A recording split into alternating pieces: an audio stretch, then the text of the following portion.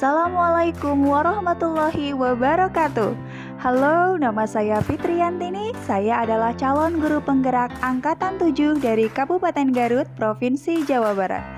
Berikut adalah hasil wawancara dengan 3 kepala sekolah tentang dilema etika. Selamat menyaksikan.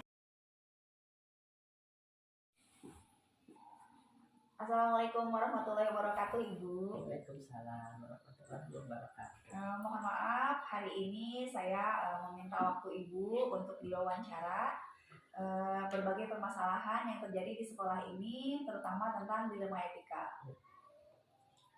Ibu, apakah tidak mengganggu waktu Ibu? Oh, tidak sama sekali tidak. Baiklah, terima kasih Ibu. Kita mulai saja Bu ya. Pertanyaan pertama Bu. Selama Ibu di sekolah ini, permasalahan dilema etika seperti apa saja sih yang Ibu pernah hadapi? Seperti itu Bu. Bagaimana? Permasalahan dilema etika itu sering kita hadapi. Bahkan setiap tahun kita mengalami dilema etika tersebut.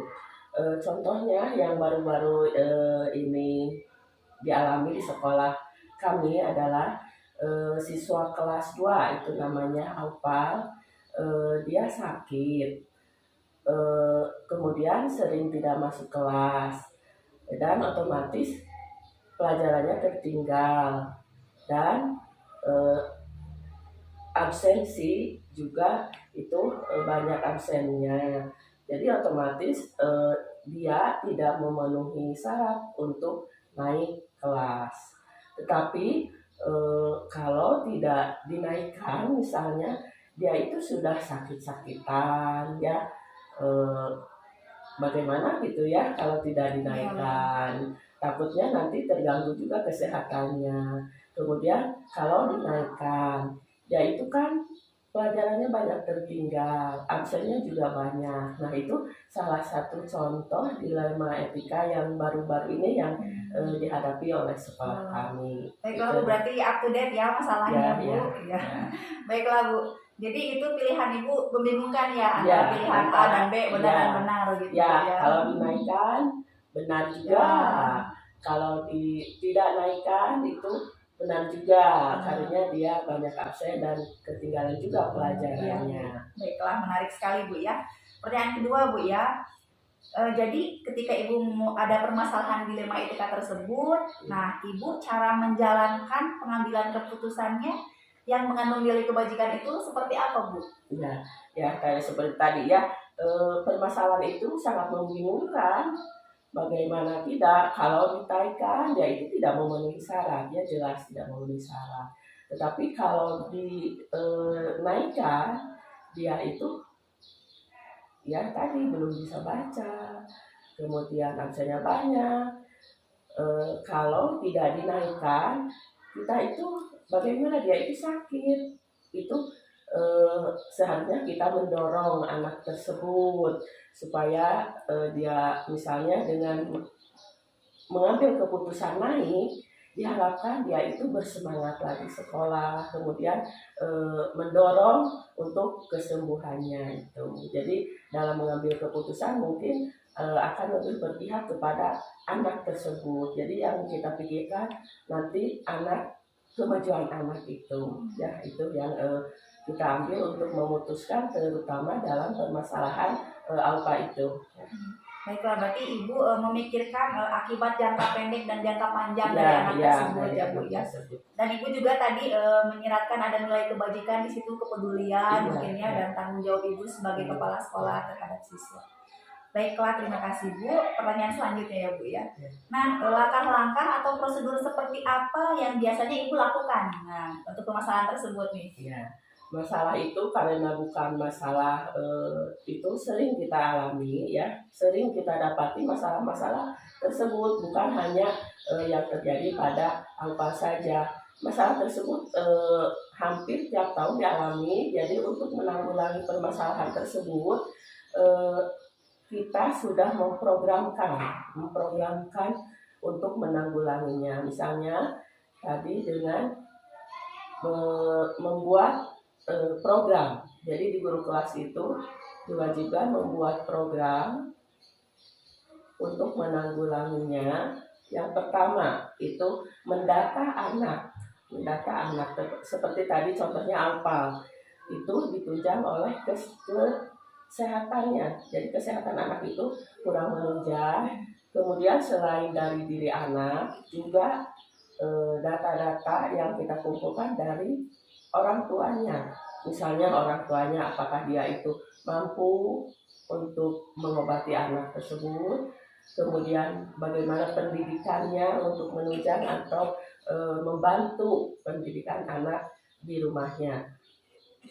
Ya, jadi itu ada prosedur atau program khusus untuk menangani anak seperti itu atau menangani masalah-masalah seperti itu. Jadi terprogram.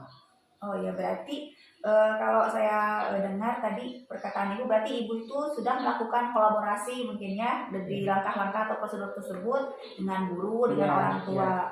Berarti Ibu secara tidak langsung nanti musyawarah, mungkin diskusi. Ya, musyawarah. Yang sering kita laksanakan di sini musyawarah, tetapi tidak musyawarah secara formal gitu, tapi lebih ke kekeluargaan begitu. Jadi musyawarah guru, mungkin guru kelas dia sendiri yang mengajar di kelas 2, kemudian guru-guru yang lainnya, bahkan memanggil orang tua murid tersebut untuk bermusyawarah. Jadi tidak seperti rapat formal seperti itu, lebih kekeluargaan lagi, membicarakan bagaimana untuk menangani masalah tersebut. Justru akan lebih dekat Bu ya. Iya. Kalau nanti seperti rapat formal malah kita tidak menemukan titik untuk solusinya ya, untuk solusi masalah tersebut. Ya, baiklah Bu. Pertanyaan selanjutnya ya Bu. Nah, hal-hal apa saja yang selama ini Ibu anggap efektif dalam pengambilan keputusan dilema etika seperti itu? Ya, selama ini ya yang efektif itu ya seperti tadi, ada kolaborasi antara orang tua, guru, kepala sekolah, sehingga kita lebih mudah dalam mengambil keputusan tersebut. Dan yang lebih penting bukan sampai mengambil keputusannya itu, misalnya Alpal tadi apakah naik atau tidak naik, bukan hanya sampai anak itu naik, tetapi harus ada tindak lanjutnya. Itu yang penting adalah tindak lanjut dari keputusan tersebut. Misalnya kalau data-data itu sudah terkumpul, misalnya Alpal itu misal terkendalanya yaitu mengenai penyakitnya itu, kemudian nah cara penyelesaiannya itu bisa berkolaborasi juga dengan pihak lain seperti pihak kesehatan. Itu misalnya puskesmas kita hubungi apakah Alpal itu sudah ditindaklanjuti untuk mengobati penyakitnya itu. Nah, itu akan mendorong untuk penyelesaian masalah juga menurut saya, karena kalau kesehatannya membaik otomatis Alpal akan bisa mengikuti pembelajaran lagi secara normal di sekolah. Baik Bu, selama ini sekolah sudah melakukan kerjasama dengan kesehatan tentang Alpal? Iya, itu sudah, kami juga dengan keluarganya sudah, kebetulan Alpal itu termasuk keluarganya itu kurang mampu, jadi harus mendapat dukungan biaya itu dari pihak kesehatan, juga dari sekolah untuk membiayai pengobatannya. Selama ini setelah Ibu melakukan kerjasama, apakah ada perubahan positif gitu di pihak Alpal sendiri Bu, dari sisi kesehatan dan kerajinan dia ketika masuk sekolah gitu Bu? Ya, itu alhamdulillah sekarang yang biasanya Alpal itu 3 hari sekali itu harus cuci darah ya, otomatis dia absennya itu banyak sekali. Nah, dengan dia adakannya pemeriksaan rutin itu, alhamdulillah sekarang dia lebih rajin lagi masuk sekolah, dan semangat belajarnya juga mulai tumbuh. Dia kalau dia mampu masuk sekolah, dia selalu masuk sekolah, dan juga dukungan dari teman-temannya juga bagus. Dia selalu, saya lihat sendiri, dari teman-temannya itu selalu mendukung Aupa, misalnya duduknya diperhatikan di depan, kemudian pulangnya sama-sama, bahkan digandeng atau di bukunya dibawain. Ya, itu perhatian dari teman-teman juga bagus, termasuk dari gurunya juga. Berarti selama ini di lingkungan sekolah sudah menanamkan nilai-nilai positif ya, menjadi budaya positif gitu, termasuk itu kepada Alfa gitu ya, kepeduliannya sudah bagus. Nah, untuk selanjutnya Bu, untuk tadi persoalan dilema ITK ini, apakah Ibu memiliki jadwal khusus tertentu atau misalkan Ibu ketika menyelesaikan permasalahan ini memiliki prosedur yang khas gitu untuk ciri khas Ibu nih di sekolah dalam menjalankan permasalahan tersebut begitu? Iya, mengenai dilema etika ini sebenarnya kan tidak hanya terjadi pada contoh tadi Aupa, itu sering terjadi. Nah, untuk menangani masalah-masalah tersebut itu kan termasuk masalah yang memerlukan waktu, ya, memerlukan waktu. Jadi harus berprogram, butuh waktu tadi. Di guru itu diwajibkan membuat program untuk menangani terutama anak yang mempunyai kebutuhan khusus itu. Jadi harus terprogram di setiap bulan ada laporan mengenai perkembangan anak, dan kemudian yang lebih penting adalah menindaklanjuti permasalahan tersebut. Itu dikolaborasikan antara guru, orang tua, dan kepala sekolah. Berarti selama ini Ibu sudah menjalankan prosedur secara teratur gitu ya, salah satunya dengan laporan rutin dari guru-guru tentang perkembangan siswa. Kemudian Ibu juga berarti sudah berkolaborasi dengan orang tua mungkin melalui guru ya untuk menanyakan perkembangan siswa itu sendiri. Baik Bu, bagus sekali itu. Dan ini Bu, pertanyaan selanjutnya, apakah ada seseorang Ibu atau faktor-faktor apa yang selama ini mempermudah Ibu dalam menyelesaikan permasalahan dilema etika dalam pengambilan keputusan Ibu biasanya? Ya, biasanya mengenai dilema etika itu kan keputusan yang susah itu ya. Biasanya kita kan butuh bantuan dari guru, dari orang tua, itu sangat kita butuhkan. Nah, kalau tidak ada kolaborasi antara guru, orang tua, kepala sekolah, dan pihak-pihak di sekolah lainnya, itu akan sulit dilaksanakan. Jadi dalam mengambil keputusan kita butuh sekali dukungan dari guru dan orang tua dan juga pihak terkait untuk mendukung permasalahan tersebut. Jadi untuk menyelesaikan masalah tersebut kita tidak bisa bekerja sendiri, harus ada kolaborasi. Ya, sangat sulit untuk bisa menindaklanjuti sendiri untuk masalah-masalah seperti itu. Baiklah, berarti Ibu butuh kolaborasi ya intinya dengan guru, orang tua, dan siswa-siswa itu sendiri. Nah, pertanyaan terakhir nih Bu ya dari saya. Dari semua hal yang telah Ibu sampaikan tadi, kemudian dari permasalahan dilema etika itu sendiri, apa sih yang dapat Ibu petik gitu dari pengalaman pengambilan keputusan dilema etika yang selama ini Ibu hadapi? Selama menangani dilema etika itu ya, saya selalu menekankan pada murid yang harus didahulukan, kepentingan murid, bukan ego sendiri gitu. Ini anak misalnya sudah tidak masuk, udah nggak bisa banyak, tidak naik, tidak seperti itu. Tetapi kita lebih mementingkan tentang murid, kemajuan murid itu sendiri. Nah, itu yang menjadi berpihak pada murid untuk mengambil keputusannya. Untuk tadi itu seperti dukungan itu dari orang tua, dari guru, itu sangat kita butuhkan untuk menyelesaikan permasalahannya. Jadi keputusan di sana kami dari pihak-pihak guru itu lebih mementingkan pada kepentingan murid. Jadi diusahakan misalnya anak yang ada yang tidak naik, ini diusahakan untuk naik.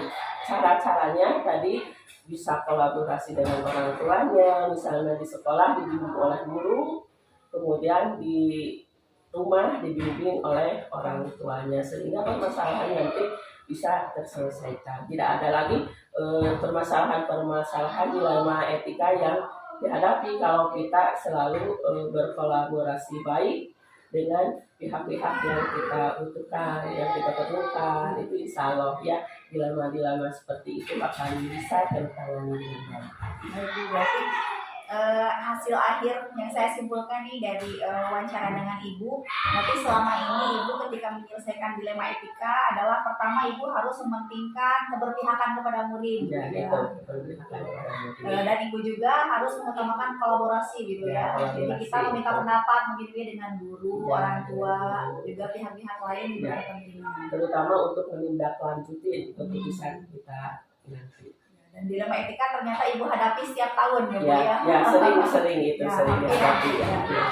Baiklah Ibu, mungkin hanya itu yang saya buat pertanyaan untuk Ibu ya hari ini. Terima kasih atas waktunya.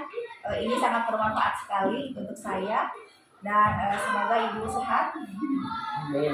Ya, terima kasih sekali lagi Bu. Assalamualaikum warahmatullahi wabarakatuh. Waalaikumsalam warahmatullahi wabarakatuh.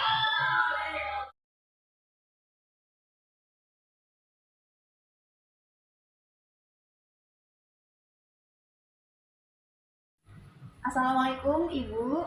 Waalaikumsalam Bu. Apa kabar Ibu hari ini? Baik, alhamdulillah. Maaf ya hari ini mengganggu waktu Ibu karena saya ada tugas untuk PGP atau Pendidikan Guru Penggerak untuk mewawancarai 3 orang kepala sekolah. Semoga tidak mengganggu waktu Ibu. Baiklah, kita mulai saja Bu ya. Ya, silakan. Untuk pertama Bu ya, Ibu selama jadi kepala sekolah di sekolah ini pasti Ibu menghadapi berbagai permasalahan ya.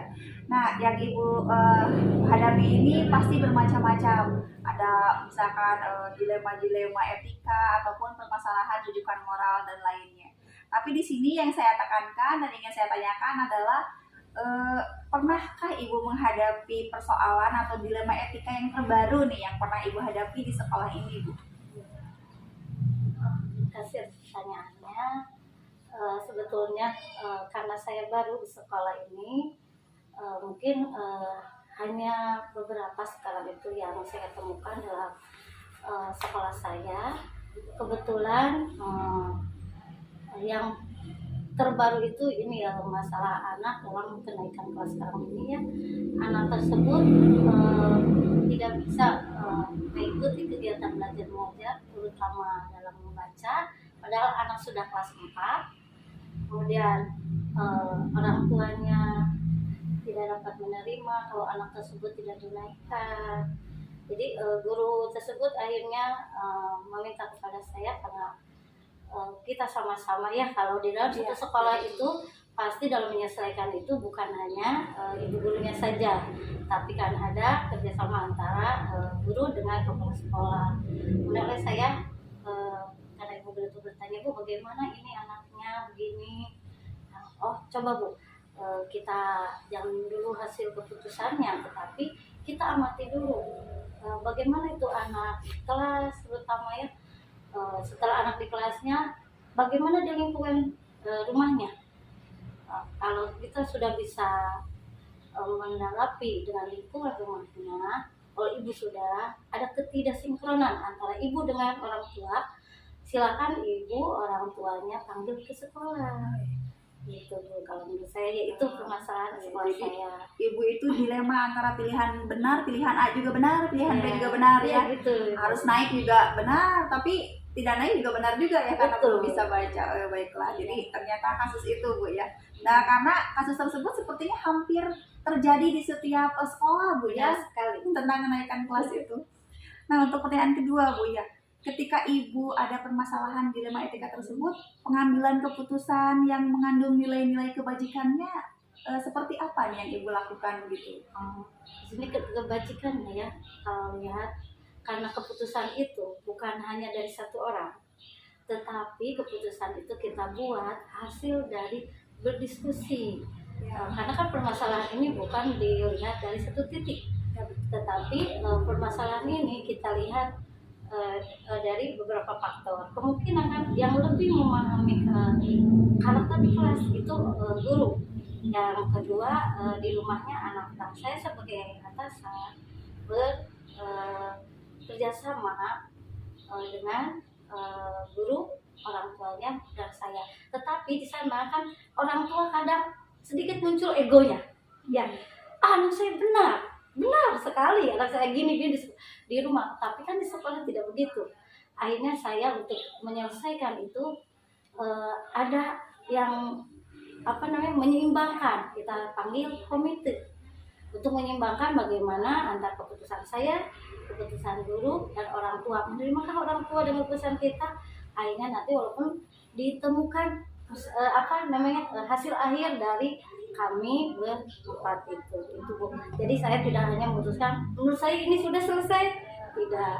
Berarti Ibu bermusyawarah, Betul gitu ya, sekali. berkolaborasi, Iya. gitu, sehingga ada nilai-nilai kebajikan di situ supaya keadilan gitu, terutama berpihak Betul. kepada murid, Betul begitu sekali, gitu, iya. tidak merugikan semua pihak.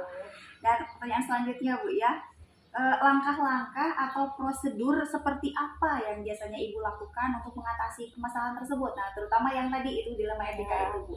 Betul. Yang pertama kan kepala sekolah itu kan tidak langsung mengamati, jadi ada laporan dulu dari guru, kemudian orang tua, lalu saya setelah menemukan masalahnya apa, kita melakukan pengamatan dulu, dilihat dari masalahnya seberat apa, baru saya memutuskannya, gitu ya. Jadi tidak langsung hari ini, tapi kalau untuk keputusan kita hari ini diselesaikan terlebih dahulu.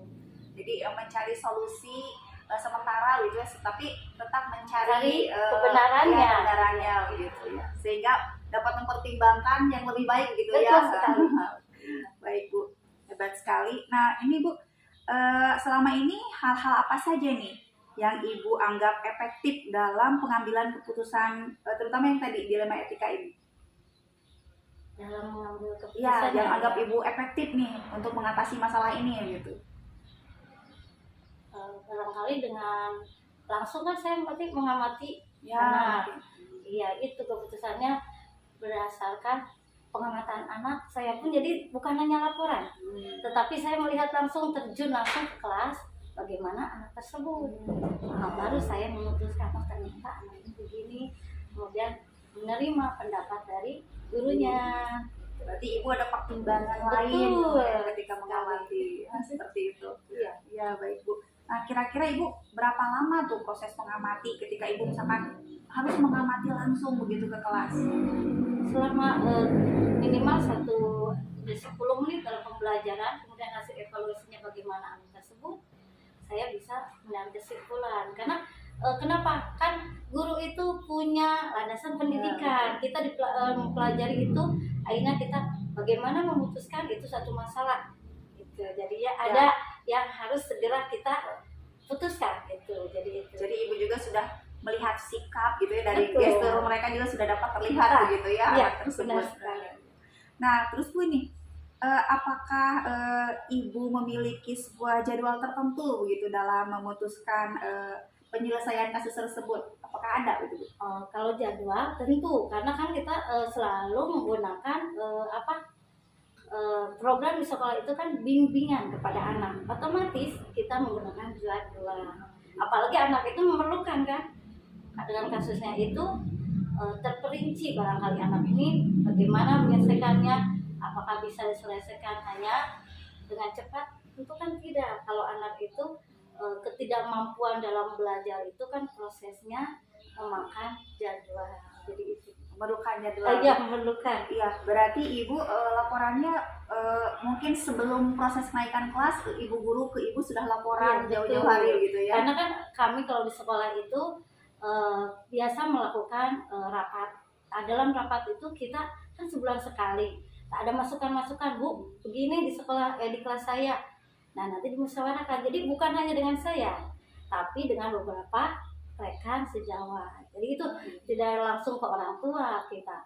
Jadi kemungkinan kita melakukan terlebih dahulu hal tersebut. Baik, terima kasih Bu. Hebat sekali ya. Nah, ini Bu, selanjutnya. Ketika Ibu menyelesaikan persoalan tersebut, yang tadi ya, dilema etika tentang kenaikan kelas seorang siswa kelas 4 tadi, adakah seseorang atau faktor-faktor yang selama ini membantu ibu untuk menyelesaikannya gitu Bu? Tentu ada kan kita bekerja sama tadi ya dengan guru yang lebih dominan itu dalam memahami karakter anak, tentunya guru dan orang tua. Dan itu yang akan menjadi faktor saya mengambil keputusan. Jadi dari sana rekannya bermain bagaimanapun temannya sama, itu dibutuhkan Bu. Ya, mempermudah ibu ya, Iya, membantu ibu gitu. dalam menganalisis dan memutuskan sesuatu. Nah, ada tantangannya nggak Bu tuh? Ada, karena kan kebanyakan orang tua yang tidak menerima. Kalau guru kan, Bu, saya begini, gimana? Dengan saya itu bisa berkomunikasi, akhirnya, ya Bu, saya paham nanti. Iya, jangan mementingkan ini. Tapi kalau orang tua itu di luar prediksi. Karena orang tua tidak semuanya menerima bagaimana anaknya. Kadang merasa benar anaknya itu, karena di rumah kan bisa saja anak itu sebagai penurut. Betul. Tapi kalau di sekolah anak menunjukkan karakternya. Nah, itu yang harus kita pahami. Jadi itu. Nah, dari permasalahan tadi nih Bu, jadi pilihan yang mana yang ibu ambil tadi, apakah naik kelas atau tidak naik kelas ya tadi? Menurut saya karena ini anak sudah kelas 4, saya akan mengusahakan naik kelas Dengan pertimbangan berbagai pertimbangan, dan itu disetujui oleh orang tua. Kenapa? Anak yang lebih dominan nanti membantu anak tersebut itu orang tua. Kalau di sekolah kan terbatas, walaupun nanti si guru itu memberikan waktu khusus di luar jam, tetapi saya mengharapkan orang tua memahami dengan keputusan, maupun keputusan itu kan kita ambil yang terbaik, tetapi orang tua pun tidak lepas tangan. Jadi saya itu mengharapkan kerjasama orang tua. Misalnya nanti udah kelas 5, saya tidak langsung udah memutuskan naik kelas 5 itu lepas, tapi saya lihat kembali ke kelas 5. Iya, ya? betul, itu dipantau anaknya apakah ada perkembangan atau tidak. Kalau perkembangannya bagus, alhamdulillah, berarti pihak sekolah dengan pihak orang tua kerjasamanya baik gitu. Baik Bu, jadi kalau saya amati nih dari awal kita wawancara sampai pertanyaan tadi yang terakhir, berarti ibu ketika mengalami permasalahan dilema etika, ibu menyelesaikannya yang pertama tadi menganalisis dengan berbagai kolaborasi tadi antara guru, kemudian orang tua, kemudian ibu juga tidak lepas kontrol, tapi ibu memantau gitu ya. Dengan guru juga ibu sendiri memantau, bahkan mengamati langsung ke lapangan gitu ya. Karena ibu merasa bahwa bukan hanya tanggung jawab guru, memang betul ya, bukan ibu yang merasa, tapi kita semua juga tahu bahwa ketika di rumah waktu anak itu lebih luang ya Bu ya, sehingga ketika orang tua tidak mengawasi, jadi anak pun ya akan lepas kendali gitu ya. Salah satunya tadi permasalahan baca gitu ya. Ibu juga tadi bahwa keputusan harus berpihak kepada murid dan adil mungkin Bu ya gitu. Jadi ibu mempertimbangkan kepentingan jangka pendek dan jangka panjangnya gitu. Jadi efek negatif dan efek positifnya begitu yang terjadi. Wah, terima kasih Bu, luar biasa sekali. Saya pun jadi nambah ide Bu ketika ada permasalahan seperti itu. Pertanyaan terakhir Bu ya. Nah, dari semua hal yang telah kita sampaikan nih pada wawancara ini, dari kejadian-kejadian itu, hal positif apa atau hal-hal apa sih yang dapat ibu petik begitu untuk menyelesaikan masalah tersebut? Yang manfaat yang saya rasakan terutama di sini, karena kita melaksanakan dengan keterbukaan, satu, melatih kita untuk berdemokrasi. Bagaimanapun menyimpulkan masalah itu tidak hanya kepentingan sendiri. Kedua, keterbukaan di antara pihak yang bermasalah tadi kan dengan pihak sekolah. Sekolah itu ada kontribusi, ada paling besar itu apa? Merasa kita itu satu keluarga. Itu yang saya rasakan. Jadi kan kita membangun sekolah itu bukan hanya guru dengan kepala sekolah, tetapi kan tadi stakeholder di sekolahnya bagaimana. Jadi saya kalau orang tua yang ke saya itu ke sekolah baik, saya merasa senang, bukan benci, malahan wah berarti orang tuanya respect ke sekolah gitu. Jadi gitu. Ya, baiklah, luar biasa sekali Ibu. Terima kasih untuk waktunya hari ini. Semoga semoga pembicaraan kita wawancara hari ini bermanfaat ya buat kita semua. Sekali lagi terima kasih. Semoga Ibu tidak terganggu waktunya nih. Sehat selalu buat Ibu. Amin. Dan semoga kita bisa berjumpa lagi Bu dalam acara, kalau ada ini lagi Bu, wawancara lagi ya, Ibu bisa membantu saya lagi. Terima kasih Bu. Assalamualaikum warahmatullahi wabarakatuh. Waalaikumsalam warahmatullahi wabarakatuh.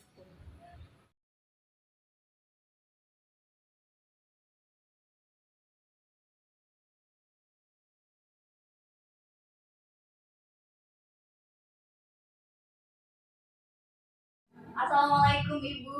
Waalaikumsalam. Apa kabar? Baik Ibu, Alhamdulillah.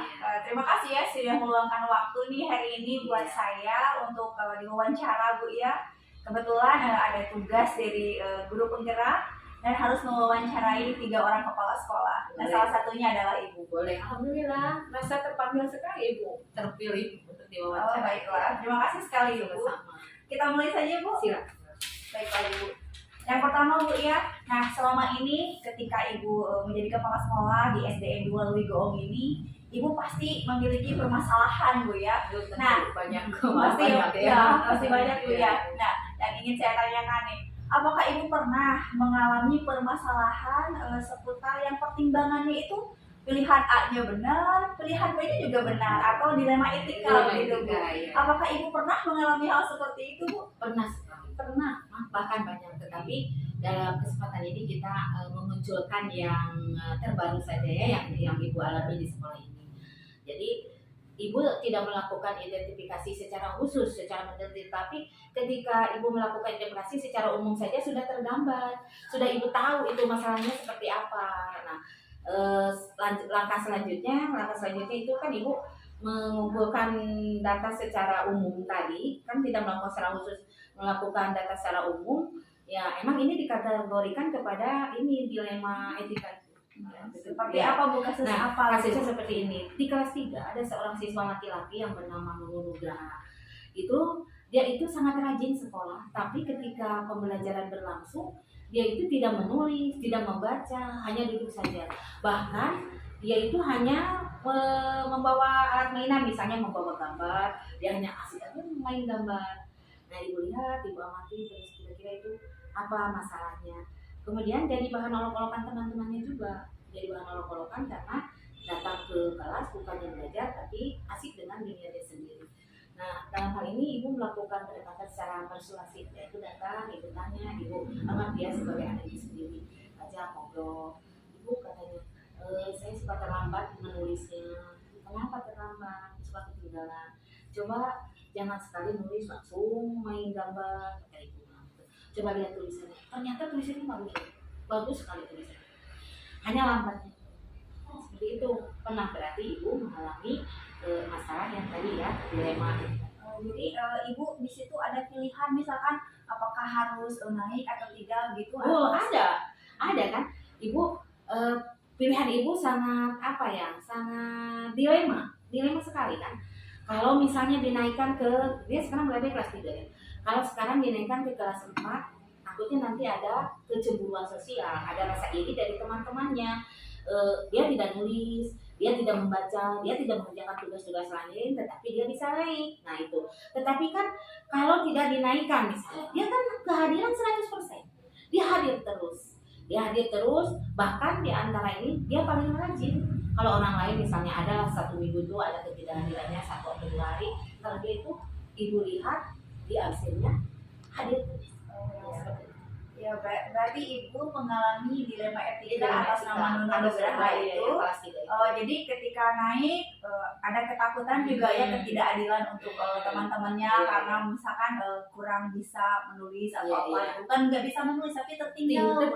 Iya. Kemudian tapi kalau tidak naik bisa, tapi lambat gitu. Kalau tidak naik pun juga Ibu mempertimbangkan Nunu Nugrahanya mungkin ya. Jadi Ibu ada pertimbangan jangka pendek dan jangka panjang gitu ya. Baik Ibu, terima kasih. Pertanyaan kedua Bu ya. Nah, ketika Ibu menjalankan pengambilan keputusan yang mengandung nilai-nilai kebajikan itu seperti apa Bu? Ya, dalam mengambil keputusan itu, Ibu tidak mengambil keputusan secara sendiri ya. Karena keputusan yang ingin Ibu lahirkan adalah keputusan bersama yang diambil dari hasil musyawarah bersama. Tentunya keputusan itu harus berpihak kepada siswa. Itu yang dinomorsatukan oleh ibu, karena kan sekarang kita dituntut harus wajib belajar 9 tahun ya. Iya. Nah, apabila anak ini drop out misalnya atau tidak naik, nah berarti kan takutnya nanti dia itu mengalami frustasi sehingga dia tidak mau sekolah lagi di sekolah yang lama yang ditinggalkan. Misalnya tinggal di kelas 3. Kan dikhawatirkan oleh itu nanti dia tidak mau masuk di kelas 3 lagi. Nah, seperti itu. Maka keputusan yang ibu ambil itu berdasarkan dari masukan-masukan yang lain. Jadi ibu mengambil keputusannya tidak keputusan ibu sendiri, tetapi berdasarkan hasil musyawarah. Oh, baiklah Ibu. Berarti Ibu dalam menjalankan keputusan, Ibu mempertimbangkan pendapat berbagai pihak, Bu, ya, dengan berkolaborasi, Bu, ya. Ya, hebat sekali Ibu. Baiklah, pertanyaan selanjutnya Ibu. Nah, untuk menyelesaikan persoalan dilema etika ini, langkah-langkah atau prosedur seperti apa yang Ibu lakukan begitu supaya masalah ini selesai gitu dan ya adil dan dampaknya pun misalkan ya meminimalisir dampak yang negatifnya. Nah, untuk mengatasi masalah yang terjadi atas nama Nunung Nugraha itu, ibu juga melalui obrolan. Kan kalau ada guru kelas 3-nya belum masuk, ibu masuk ke kelas 3 itu, ibu ngajar dulu di kelas 3 sambil bertanya ke siswanya. Jadi sebagai sarana ancang-ancang lah, bagaimana pendapat mereka. Nah, ketika tanya siapa yang suka bermain atau suka membuli Nunung, tidak ada. Nah, terus bagaimana kalau Nunung misalnya ini masih tetap ingin dengan kalian, ya Bu, katanya kasihan. Oh ya udah kalau gitu. Jadi langkah-langkah ibu yang ibu ambil yang seperti tadi kan, ibu mengumpulkan data dari siswa, dari guru kelasnya, dari apanya, terus pengamatan ibu. Nah, ibu melakukan pendekatan langsung dengan ibu anggap dia sebagai anak saya. Begitu dia datang ke sekolah yang mencari ibu duluan. Kemudian dia itu kalau mau pulang, sebelum ibu pulang dia tidak pulang. Dia duduk dulu menunggu ibu sambil tatapan entah itu ngomong, entah itu pengen diantar, sehingga timbul rasa ibu. Rasa ibu itu timbul. Ini seperti anak sendiri yang mengharapkan kasih sayang orang tua. Setelah ibu datang berkunjung ke rumahnya, ternyata itu anak kakak kelas ibu di SMP. Oh, ternyata. Iya, ternyata. Dan lagi dia itu kendalanya punya. Oh, seperti itu. Iya, seperti itu. Oh, jadi setelah Ibu menganalisis masalah ini, Ibu jadi menemukan ya bahwa Nunung itu memiliki penyakit epilepsi. Jadi itu bahan pertimbangan ibu tuh semakin bertambah. Itu. Kalau tadi kan rasa kemanusiaan, menganggap dia sebagai anak ibu sendiri. Yang keduanya kerajinan dia. Yang ketiga yang menjadi bahan pertimbangan ibu memunculkan rasa prestasi yang teramat. Ternyata kendala itu diperoleh karena dia itu mengalami atau mempunyai penyakit. Sehingga Ibu pilihannya jatuh ke harus naik Harus kelas. naik kelas. Itu. Ibu milihnya tetap harus naik kelas apapun nanti. Mudah-mudahan seiring waktu kan karena sama ibu sudah dikasih tahu sama orang tuanya bahwa harus berobat secara rutin. Kan kalau berobat secara rutin, insya Allah mungkin penyakitnya akan berkurang atau tidak menutup kemungkinan disembuhkan. Berarti tidak akan mengganggu ke pembelajaran. Baik, luar biasa sekali Ibu penjelasannya. Selanjutnya nih Bu, ketika Ibu melakukan penyelesaian tadi Ibu ya, apakah Ibu memiliki jadwal tertentu untuk penyelesaian masalah tersebut begitu? Untuk jadwal, ibu tidak menjadwalkan atau tidak memprogramkan untuk menyelesaikan masalah tersebut karena itu kan terjadi di keseharian kerja kita. Jadi ibu menganggap kalau masalah ini harus segera diselesaikan, tidak menunda-nunda, lebih cepat kan lebih baik, itu prinsip ibu. Nah, dorongan apa ya misalnya? Apa sih masalah yang harus diselesaikan dari Nunung itu? Ya berarti kan hanya acuannya kita Nunung harus tetap naik. Ya, berarti sekarang harus apa langkahnya? Memberi perhatian khusus. Ibu tekankan kepada guru itu untuk memberi perhatian khusus dan ibu memberi arahan, memberi pengarahan ke teman-temannya agar menimbulkan rasa kasih sayang, tidak membuli dan membantu. Membantu dan membantu mengawasi. Kalau kita membantu menulisnya maka tidak. Jadi membantu mengawasi, membantu misalnya ikut membaca, bacakan Mas Elia yang menulis dengan itu. Jadi kondisional, tidak terjadwal, tidak terprogram, tetapi lebih cepat lebih baik. Ya, berarti Ibu mempertimbangkan kondisi siswa tersebut, kemudian mengkondisikan teman-temannya juga untuk peduli Ibu ya, untuk respect. Bagus sekali Ibu. Dan Ibu tidak jadwal khusus, tapi lebih cepat lebih baik gitu ya prinsipnya. Ya baik Bu. Kemudian Bu, untuk menyelesaikan masalah tersebut, Ibu apakah ada seseorang atau faktor-faktor nih yang mendukung Ibu untuk mempermudah menyelesaikan persoalan tersebut? Tentu ada. Karena begini ya, Ibu di sini baru 1 tahun berjalan. Ibu masuk ke sini 21 Januari 2022, berarti sekarang 1 tahun lebih ya. Nah, Ibu dalam mengambil keputusan tidak keputusan itu sendiri, tapi Ibu bertanya. Tentunya kan di sini ada senior. Bolehlah kalau dalam jenjang kepangkatan dia hanya honorer. Tetapi melihat jam terbang dia bahwa dia itu sudah lama di sini, tentu Ibu mengambil keputusannya, Ibu sharing dengan teman. Karena bagi Ibu guru-guru itu bukan bawahan tetapi teman Ibu. Ya, rekan Ibu yang akan siap untuk membantu masalah apapun. Ibu bertanya ke mereka, ini bagaimana, kelas 1-nya bagaimana, kan sekarang dia itu kelas 3. Saya Ibu tanya kelas 1-nya bagaimana, kelas 2-nya bagaimana, kemudian ekonomi keluarganya seperti apa, dukungan keluarganya seperti apa, teman-teman seperti apa perlakuannya. Jadi dalam hal besar, faktor yang sangat utama itu adalah rekan kerja. Oh, baik Ya. Ibu. Jadi Ibu ketika ada permasalahan dilema etika di sekolah, Ibu senantiasa mengutamakan permasalahan tersebut tetap berpihak kepada murid gitu Bu ya. Kemudian Ibu juga tetap menjaga kolaborasi dengan teman, dengan orang tua dan juga siswa-siswa gitu. Bahkan Ibu tadi sempat saya dengar bahwa Ibu memberdayakan siswa itu sendiri untuk menjadi pemerhati gitu ya, untuk peduli gitu kepada teman gitu. Jadi Ibu betul-betul memberdayakan semua sumber ya Bu ya. Bahkan cerita Ibu sangat menginspirasi sekali Bu ya. Ini cerita Ibu alhamdulillah. Itu pengalaman yang real, pengalaman yang nyata dan pengalaman yang tidak dibuat-buat. Iya, itu betul Bu. Sangat menjadikan ide baru nih buat saya gitu ya ketika terjadi masalah seperti itu. Ini pertanyaan terakhir ya Bu ya. Nah ini Bu, dari semua hal yang telah disampaikan gitu ya, dari pembelajaran yang Ibu hadapi, dari permasalahan yang Ibu hadapi pada dilema etika gitu, seperti apa sih refleksi gitu atau pelajaran yang Ibu dapat petik dari hal-hal tersebut begitu Bu? Pelajaran yang Ibu ambil bahwa nomor 1 adalah keluarga. Jadi di sekolah itu jadikan sebagai keluarga. Kalau keluarga itu kita di rumah, jadikanlah sekolah itu sebagai keluarga kita berdua. Jadi keluarga kita berdua itu asuhan kita, itu pantauan kita, berarti tidak perlu ke siswa tetapi menjadikan rekan kerja juga sebagai keluarga kita. Berarti kan kalau dengan keluarga kita bisa berkonsultasi, bisa sharing tentang segala hal. Jadi Ibu, pelajaran yang teramat Ibu ambil hikmah dari semua itu adalah hubungan emosional yang baik. Jadi kita harus mengutamakan rasa kekeluargaan meskipun itu di sekolah, agar dalam istilahnya adalah ringan sama dijunjung, berat sama dijunjung. Luar biasa sekali Bu. Ya Ibu ya. Terima kasih, sangat menginspirasi sekali lagi Bu, dan itu merupakan pertanyaan terakhir. Dan saya ucapkan terima kasih atas waktunya untuk hari ini. Semoga waktu Ibu ini menjadikan berkah buat kita semua ya Bu, dan terutama buat saya sendiri untuk menjalankan tugas ini Bu ya, dan dapat pengalaman baru ya. Terima kasih Bu ya sekali lagi. Semoga Ibu tetap dalam keadaan sehat. Dan sampai jumpa lagi mungkin Bu ya. Nanti ketemu lagi kalau ada apa-apa saya menghubungi Ibu lagi. Dengan senang hati. Ya, terima kasih sukses ya Bu. Ya, sama-sama Bu.